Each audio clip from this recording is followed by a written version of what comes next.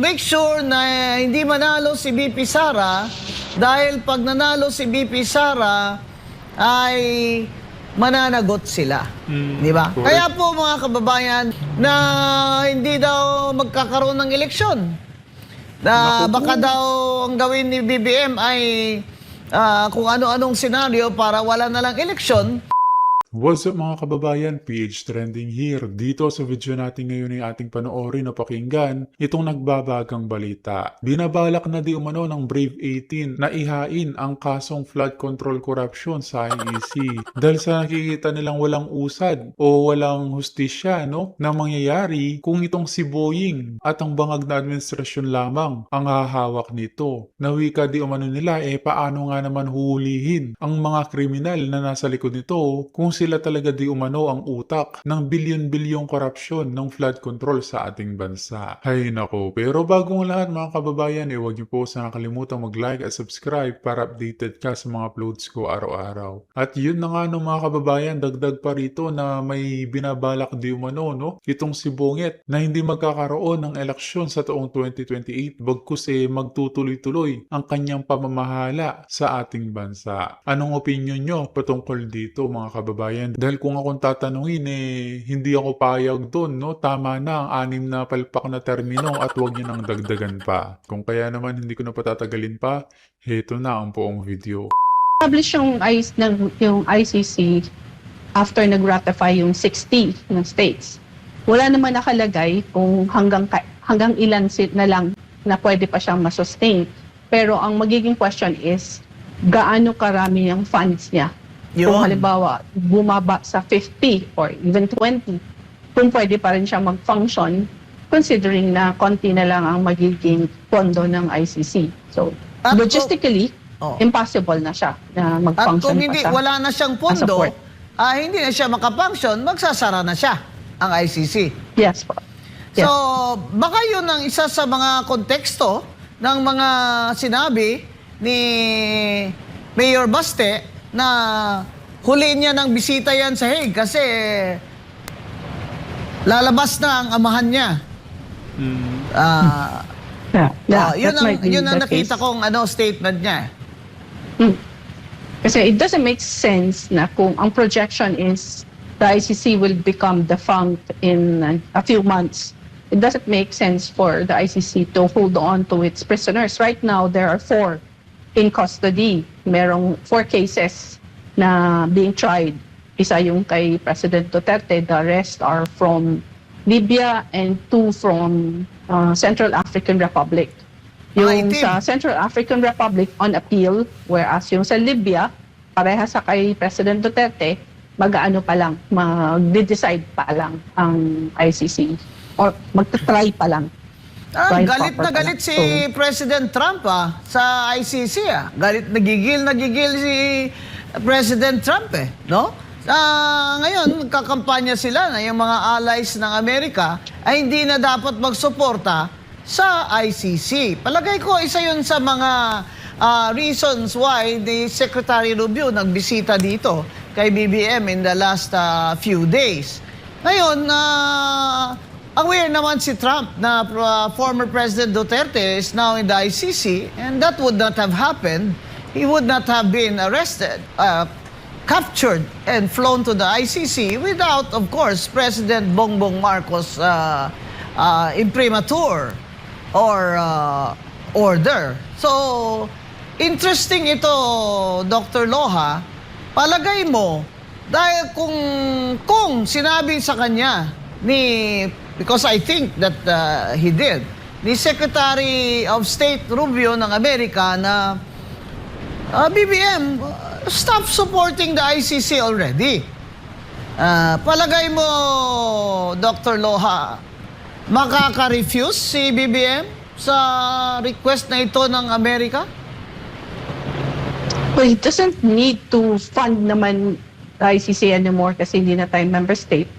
All he needs to do is to be passive in the sense that he can just cause the arrest of Bato and then just surrender him to the jurisdiction of the ICC. Wala naman siyang gagawin na anything active unless, of course, mapakita, and this is something that's not being worked on by the opposition na mag-file na ng case ang opposition na ginamit ang flood control money para i-fund yung investigation against President Duterte. And ito, pero actually mechanism inside the ICC that can deal with the question of whether corrupt money was used to fund the investigation against against Duterte to facilitate the surrender of Duterte. And this is called it's a mechanism inside the ICC. It's the IOM mechanism, IOM ICC, where anyone can just file a complaint. Of course, syempre documented. And in this case, meron namang documentation yung mga ex-soldiers na nakawitness ng paggamit ng facilities and so on ni Saldico by the investigators. Why Yun, was a mas complaint maganda yun. actually filed to the ICC alleging that corruption money was used to fund the activities of their investigators here in the Philippines? Yes, it's called the IOM.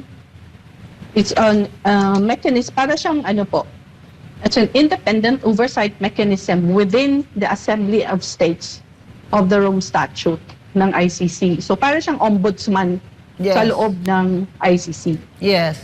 Oh, parang internal affairs, ganon. Yes, ito yung mechanism na nakahuli dun sa prosecutor na nang sexually harass. Si So Khan. ito yung ginamit. Okay. Parang internal affairs. Pero Yes. as far as you know, Dr. Loha, is there such a complaint now or investigation on No, this no. matter that No po. there's none. No po. There's none, but Yeah. somebody can Ang file a kagandahan complaint. nitong mechanism na to is in the Philippines hindi pinakikinggan yung mga ex-soldiers, whereas kung magfa-file sa IOM gamit yung kanilang affidavit, makikinggan sila doon. That's the irony of it. Dito sa Pilipinas, yung ating government will not listen to their testimony, first-hand testimony, whereas kung mag-file sa ICC, mapapakinggan pa sila. Yun. Oo. Well, did you hear that right? Na there is a mechanism called Ano sa tingin nyo mga kababayan? Payag ba kayo noon na ang reklamo ng Brave 18 ihahin na lamang dito sa ICC? Na baka mas mapakinggan pa ng ICC ang mga hinaing ng mga ito? Dahil kung dito lang sa ating bansa, wala tayong makikitang hustisya sapagkat ang justice system natin ngayon tuta di umano ng bangag na administrasyon. Ano sa palagay nyo mga kababayan? IOM na sa ICC that can investigate itong aligasyon ng mga former security guards ni soldiers ni Zaldico na sila ay nagbigay ng maleta-maletang pera na sabi nila ginamit sa pondo o binigay sa investigators ng ICC dito sa Pilipinas. Now, sinasabi ni Dr. Loha, kung may mag-file ng complaint doon, ay pupunta yan doon sa procedure nila na tinatawag na IOM at mag-iimbestiga ang ICC. So, Assembly of States. yes. Ang would you know kung so every state kasi pag nagpirma ng membership dyan ang state sa Rome Statute na member siya ng ICC, meron siyang yearly na contribution, hindi ba, Dr. Loha? Yes po. Magkano po yun? Di ko po alam kasi paiba-iba, depende sa capacity. Oo. Merong ibang Pero states hindi na po in member addition ngayon sa ng kanilang Pilipinas. Annual, nagbibigay pa sila ng donation for witness protection and so on. Wow, So, wow. for instance, yung sa investigation sa Philippines, so tiningnan ko yung budget ng ICC since 2018 up to 2005. Nandun, may budget talaga nakaalat for the Philippines. So dapat hindi gumastos yung si Saldico or anybody in the Philippines for the investigation kasi covered siya ng ICC budget. Yun.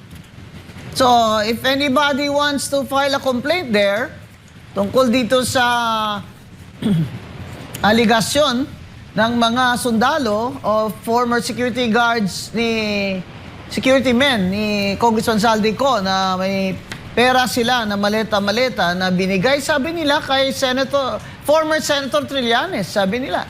At doon sa hearing ng Blue Ribbon Committee, sinabi nila yun.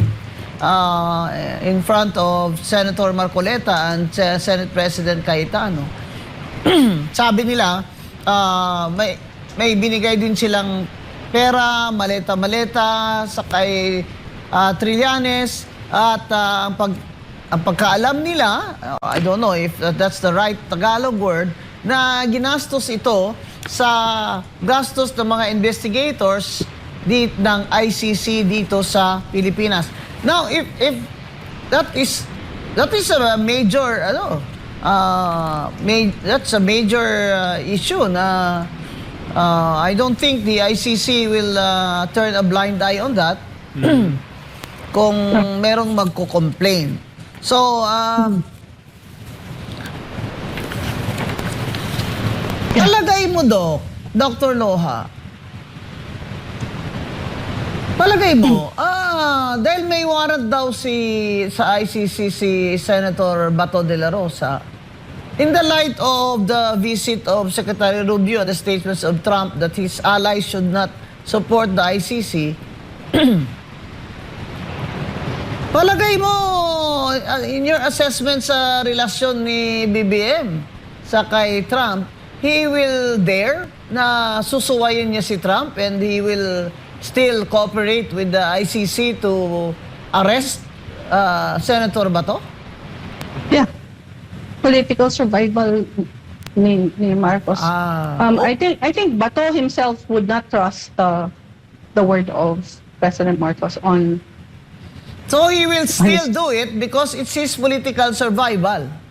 Because this is very important for Marcos political survivor na ang mga allies ni President Duterte ay matanggal sa political positions at especially Senator Bato will be incarcerated in So hindi siya dapat maging kampante dito kasi baka hoping pa si Senator Bato na bibitawan na lang ito ni BBM at ng mga mga BBM gang niya na ayan, kampi ko na si Trump ngayon against ICC. Wag dapat siyang maging kampante dahil ang unang syempre consideration ni BBM is always his political survival because he only has 23 months to go and his trust rating is very low, negative pa nga, and the opposition led by VP Sara Duterte is growing because of her popularity and her high trust rating compared to Bongbong Marcos. So, Senator Bato de la Rosa, hindi siya dapat kampante dito. Kasi lahat gagawin ni BBM at ang kanyang mga kasamahan to make sure na hindi manalo si BP Sara dahil pag nanalo si BP Sara ay mananagot sila. Di ba? Kaya po mga kababayan, may mga haka-haka o sa Bisaya pa huring-huring na hindi daw magkakaroon ng eleksyon. Na baka daw ang gawin ni BBM ay kung ano-anong senaryo para wala na lang eleksyon dahil sa ngayon wala pang kandidato si BBM na pwede niyang itapat kay BP Sara. Dahil Di pwede yun, Attorney Gonson. Manggugulo ang taong bayan. Baka sakaling talagang magkaroon ng people power kapag nangyari yun. Kayo ba mga kababayan, payag ba kayo na walang mangyaring eleksyon sa taong 2028? At itong si Bongyet, patuloy ang kanyang pamamalakad sa ating bansa sa mahabang panahon? Paki-comment nga niyong opinion sa ating comment section ng ating mapag-usapan. akala natin noon si John Vic Rimulya, pero ang baba ng rating at sinabi na ni John Vic, Secretary Rimulya, na wala siyang pag-asa kaya hindi siya tatakbo ng presidente. So as of now, walang kandidatong lantad si BBM against VP Sara, while VP Sara is going around the world consolidating support from overseas Filipinos, and of course, the impeachment. Pero anyway, kahapon po, kaya kahapon nga ba yun? Kailan ba yun? Wala na akong sense of time kasi alam niyo naman, ikot ako na ikot, no? Dahil nga tourist guide. Pero ang huling naging talumpati po ni VP Sara ay tungkol sa ICC. Kakaiba po yan, ha? Kasi bagamat kinover nating live yan, talagang yan ang kauna-unahang pagkakataon na talagang humingi si VP na gusto niya na magtalumpati tungkol sa ICC. At sa kauna-unahang pagkakataon, ang buong talumpati niya ay tungkol sa ICC, no? At siya ay nagsalita sa Ingles. Ano ibig sabihin niya? Ibig sabihin, hindi Pilipino ang kanyang audience. Ang talagang audience niya ay mga maestrado ng ICC at ang mga kasapi ng ICC, no? Yung tinatawag na Assembly of State Parties. Napakaganda ng kanyang talumpati. Mula simula hanggang ngayon, dinitalye ni VP Sara kung bakit biktima ng injustice si Tatay Digong. Nagsimula yan doon sa panimula na nagsampa ng kaso ay isang kalaban ni Tatay Digong na si Trillanes, na ipinakita ni VP Sara ay isang tao na hindi lang mahilig sa coup, kundi isang tao na selective ang kanyang kampanya for good governance. Tinira niya yung tinira GMA, tinira niya ng tinira si Tatay Digong, hindi naman niya tinira ng tinira si Noynoy Aquino na marami ring kasalanan sa taong bayan. At least ako consistent. Pagdating sa extrajudicial killings, talagang una kong pinuna yung pagpapatay ng periodista at saka ng mga aktivista sa panahon ni Noynoy Aquino at sa panahon ni GMA. Kasi sang-ayon naman sa UN, yung extralegal killings, ang definition talaga niyan ay pagpapatay lamang ng mamamahayag at saka ng mga aktivista.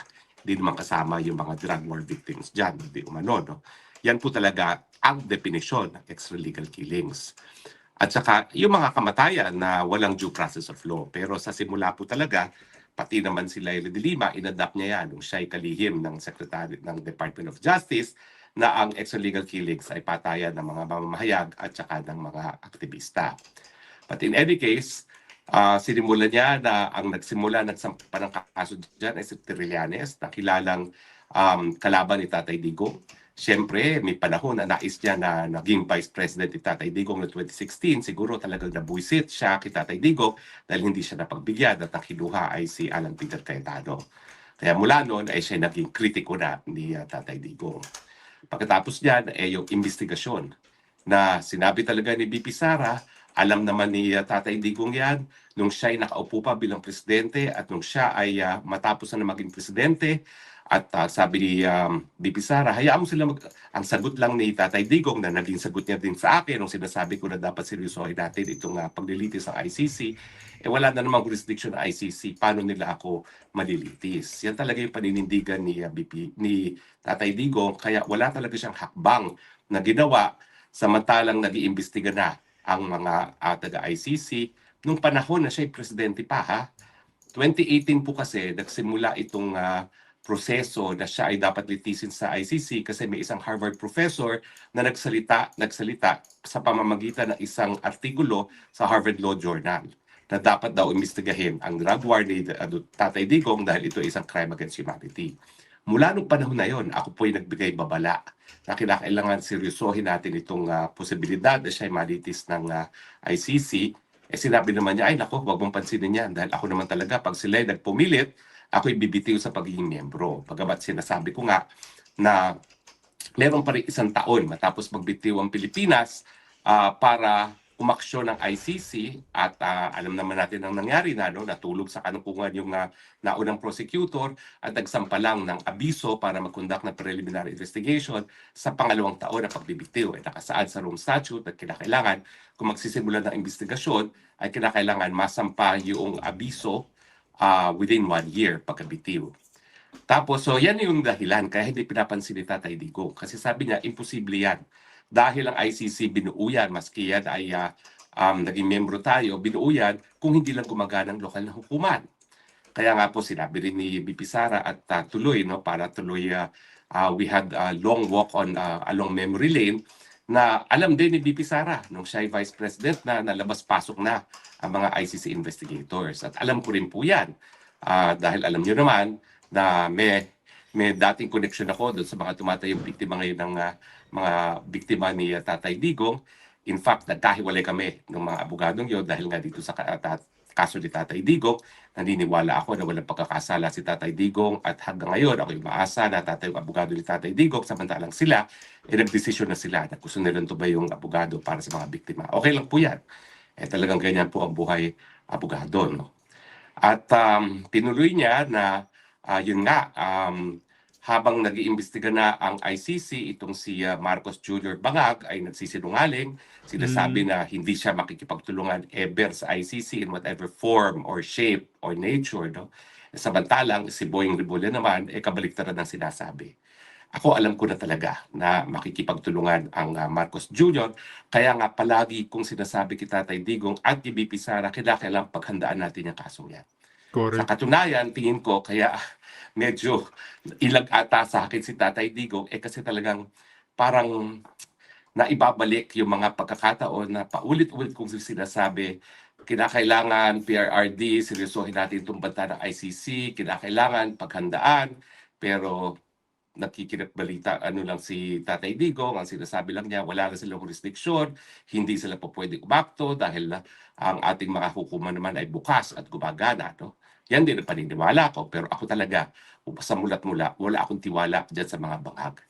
Ewan ko ba, miski yung ako'y sumunod kay Inday Sara Duterte sa unit team, ang dahilan kaya never ako nagpula, kasi alam ko hindi mapagkakatiwalaan. Nasa dugo Nasa dugo talaga ang pagiging diktador, nasa dugo talaga ang pagiging magnanakaw, nasa dugo Wika nga ng taong bayan kung alam lang talaga nila na ganito ang mangyayari, di sana hindi na sila nagpabudol pa. Anak ng tokwa talaga. talaga ang pagiging trahidor. Kaya never ko siyang pinagkatiwalaan. In fact, magko-confess ako ngayon sa inyo sa kauna-unang pagkakataon. Nung kami nangangampanya ni Inday Sara sa Duterte, may mga pagkakataon nagseselos ka ako na parang ako lang ang sumama sa iyo pero parang close ka kay Bangag, close siya lalo na kay Martin Romualdez. Alam mo, nung unang panahon nga na kami nangangampanya, parang naliligaw ako kasi wala naman akong kabatak doon sa Unity, kundi si Inday Sara. Pero syempre, mga panahon yun, grabe yung sip-sip sa kanya ni Tambaluslos. No? Sila talaga yung talagang palaging close at nagtatawanan, palaging magkasama. So parang wow, feeling selos naman ako nung panahon na yun. Pero hindi actually selos yun kasi hindi ko naman talaga kabatak yung mga kasama ko sa unit team, lalong-lalo na yung team ni Marcos. Dahil ang pamilya ko at ako, high school pa lang, talagang anti-Marcos na. No? Talagang sumunod lang ako kay BP Sara kasi nga, ako'y napasok sa politika, hindi ba ako talaga politiko. Napapagod na ako dun sa mga pagpaplano, pagsiskim ng mga politiko. Kaya sabi ko, pikit mata, susunod na lang ako sa leader ko. At yun nga ay si Tatay Digong at tapos si BP Sara. Anyway, so matapos yung mga kasinungalingan ni Marcos, nagpatuloy yung investigasyon ng ICC, lumabas na nga yung mga sinasabi ni Zaldico, may 2 million na ilinabas para sa mga investigador, nagkaroon ng wining and dining, at pati yung mga tirahan ay nandun sa hotel ni Zaldico, mga bagay-bagay na hindi dapat ginawa ng ICC. Kasi ang ICC dapat patas nga. Hindi lang naghaharap ng ebidensya para mapatunayan ang pagkakasala ng isang nasa sakdal, kundi ebidensya na magpapatunay na walang pagkakasala. No? Pero naging one-sided talaga kasi nga sabi ng mga Marines 18, talagang si Trillanes ang nagsasabi kung sino ang haharapin ng ICC investigators, no? At kung saan.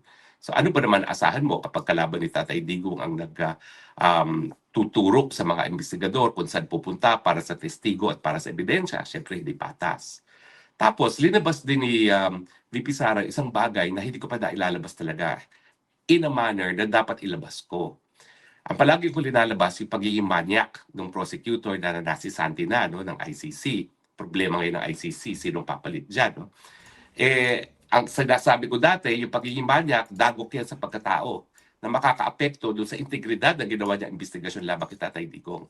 Pero ang linabas ni BP Sara, yung hindi ko pa masyado na ilalabas, na talagang nagsinungaling itong si Karim Khan kasi tumayo siyang abogado ng mga biktima ng di umano ng drug war at hindi niya dineklara nung siya na ang naging prosecutor na nag-iimbestiga kay Tatay Digong. Conflict of interest yan eh. Kasi ang conflict of interest sa trabaho ng prosecutor sa ICC ay magbigay ng katarungan at kinakailangan nga tignan ang ebidensya sa pagkakasala at hindi pagkakasala. Siyempre, magbubulag-bulagan siya sa mga ebidensya ng hindi pagkakasala, lalong-lalo na hindi po pwedeng maging kriminal ang drug war to begin with. Kasi yan ay isang balidong state policy. Walang bansa na nagtotolerate sa droga. Yan ang totoo at kaya nga meron pang UN agency para sa pinagbabawal na droga na nakabase dito sa Vienna. Kaya nga nagja-junket ang mga taga-DILG at mga taga kung saan-saan dyan, PIDEA dito sa Austria, nag-attend ng UN conference tungkol sa droga kasi yan ay valid state policy. No? Kaya hindi po pwede maging krimen. Dahil ang krimen naman ng crime against humanity, pananarget sa sibilyan na dahil sila ay sibilyan at alam nung nananarget na sila ay sibilyan. At tinatarget nga sila dahil sila ay sibilyan. Kung sino man ang mga naging biktima ng drug war, hindi naman sila tinarget dahil sila ay sibilyan. Tinarget sila dahil nga merong pulisiya na labanan ang droga. Hanggang sa ngayon nga na nakakulong na si Tatay Digo, kinidnap, na hindi sumunod sa proseso ng ICC na dapat iharap muna sa lokal na hukuman.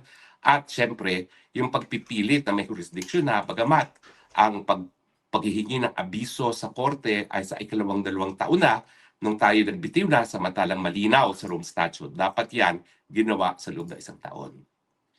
Bakit ngayon lang ginawa ni VP Sara yan? Well, ngayon lang kasi talaga tumindi ang pressure ng Amerika para buwagin na ang ICC. Hindi naman nagsasabi si ICC, si VP Sara na sige, buwagin ang ICC. Ang mensahe niya sa mga West, naintindahan ko lagay nyo ngayon, napakatindi ng pressure sa inyo para kayo ay buwagin. Pero lalo kayong lalakas at lalo kayong makakalaban dito sa banta ng Amerika kung kayo magiging patas.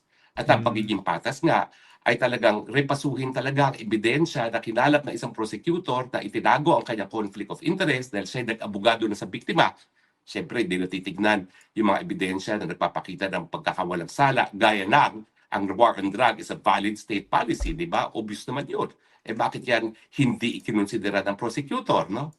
At saka, tignan din yung estado ng akusado. Pinagkait siya ng interim release kasi daw pwedeng tumakas. Inatutumba na nga. At saka una-unang pagkakataon, binanggit ni BP Sara na meron na mga bed sores. So sa akin naman, dahil ako nag-alaga ng lolo, lola, tiyo, tiya, lahat-lahat ng mga kanilang pagkatanda, talagang yung mga bed sores, pag 80 anyos na, lumalabas at lumalabas na yan. Kasi nga, hindi sapat ang kanilang paglalakad. Lalo na kung ikaw ay nakakulong. Dahil nakahiga lang si Tatay Digong, nanonood siguro ng TV, natural, magkaka-bed sores na yan. So paano siya magiging threat na tatakas, hindi na nga makalakad, natutumba on his own with bed sores. Sa madaling salita, Atty. Harry Roque, wala lang talagang away ang bangag na administrasyon, no? Dito sa dating Pangulong Duterte. Paano pa siya makakagawa ng krimen? Wala naman siya krimen na ginawa to begin with. Correct. Paano pa siya makaka-apekto sa investigasyon na hanggang ngayon ongoing? Alam niyo, may pressure ngayon ang mga prosecutors kasi bagamat sinabi ni judge, yung presiding judge na babaeng English na, hanggang ngayon, nakagtutulungan pa kayo sa investigasyon. Parang booking sila na, bakit kayo nagsampa ng kaso na hindi pa tapos ang investigasyon? Hanggang ngayon, nag-iimbestiga pa kayo. So anyway, na-booking nga sila at under pressure ngayon ng prosecutor kasi kinakailangan na nila tapusin ang investigation. Bakit? Kasi kinakailangan na sila magsampa ng pre-trial brief. In fact, ngayon ang deadline at 30. Ngayon ang deadline. Kinakailangan, after today, ang mga ebidensya na hindi nakasaad sa pre-trial brief, hindi na po pwede. Ang aking kutob, dahil nga hanggang ngayon, nagkukumahog pa sila sa ebidensya. Wala talaga silang ebidensya, kundi yung mga sinungaling na Las Cañas, Bato-Bato, at Garma. No? Yung Garma na yan, talagang ang kapal ng mukha dyan, hindi ko maintindihan. talagang sobra-sobrang benepisyong nakuha kay Tatay Digong, tapos ngayon, nagtataksil at nagsisinungaling pa.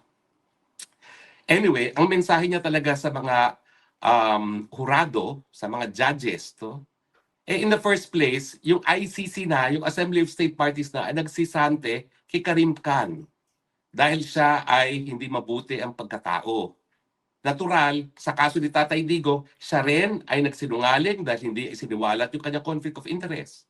Repasuhin ang ebidensya kasi in the first place, hindi po pwede maging krimen ang isang valid state policy laban sa pinagbabawal na droga.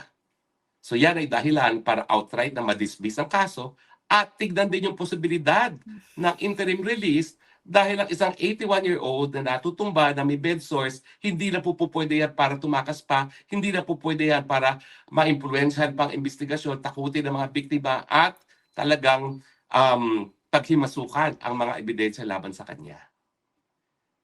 Alam niyo po, kauna-unang pagkakataon na ganitong ka-comprehensive ang naging mensahe ni VP Sara. Dalawang bagay ang sa tingin ko na naging dahilan kung bakit ganito ka-comprehensive na ang naging banat ni VP kay ICC. Unang-una nga, yung pressure na nararamdaman na ngayon ng mga maestrado galing sa Amerika na pwede nilang gamitin itong kaso ni Tatay Digong para yung mga estado na kasapi na ng ICC wag sumunod sa Amerika at manatili.